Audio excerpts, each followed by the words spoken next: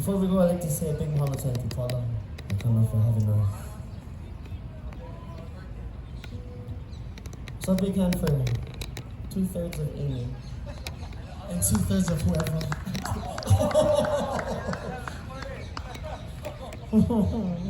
We all help each other. 2/3 for both sides. On the base we have Mr. ʻEkolu Chang. Put your hands together, please.